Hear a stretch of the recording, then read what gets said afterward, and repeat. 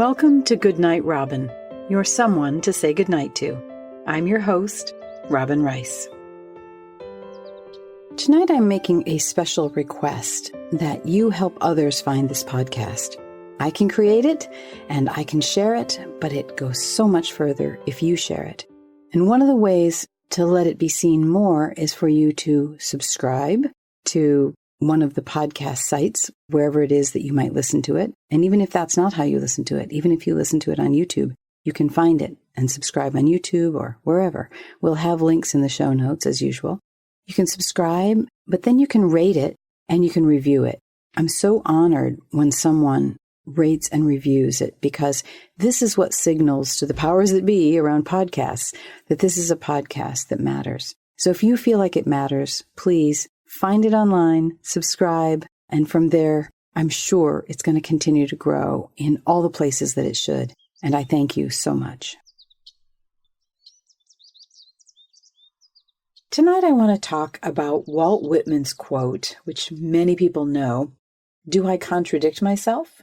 Very well, then I contradict myself. I am large. I contain multitudes. We'll get to the multitudes part in a minute, but first, the reality is that we all contradict ourselves if we have any kind of depth and breadth at all. Because one time, one quote or one thought or one process or one claim might be absolutely true, and in another situation, it's not true at all. So we will contradict ourselves. And I think about this especially with this podcast and talking to you every night. I think, wow, am I going to contradict myself? One day I'm going to say one thing and then, a month later I'll say something else because I'm actually speaking from kind of a different layer and level. And I've kind of had to come to terms with the fact that, like Walt Whitman, I'm going to do that because there are multitudes within me. There are layers and levels. There are different answers to different situations. And, in my work in the world, because I'm an advisor to leaders and also a teacher online, very often one answer for one person will be very different to the answer to another person. And that's not an inconsistency in the idea. It's just the application makes it completely different. I like to talk about this also because if you have multitudes in you and I have multitudes in me, then there's probably a pretty good chance that sometimes we're going to miscommunicate.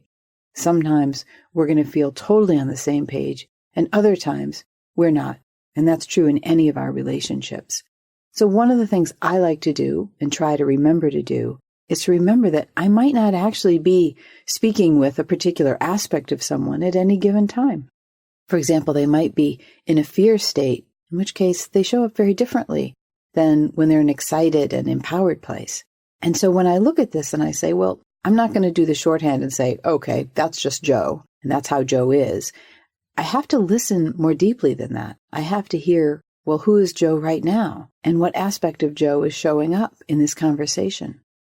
I think it could help us all in our understanding of the world as well, and all the people that we supposedly disagree with. Even if we do disagree fundamentally with some things about some people, and we think, well, how could they do that? Or how could they be that way? Or how could they say that? We really don't know. We don't know the whole story. I guess this is just a way of saying, maybe we could just give each other a little bit more of the benefit of the doubt when someone shows up in some aspect of their multitudes and maybe seems like they're contradicting themselves. Maybe that could be a thought.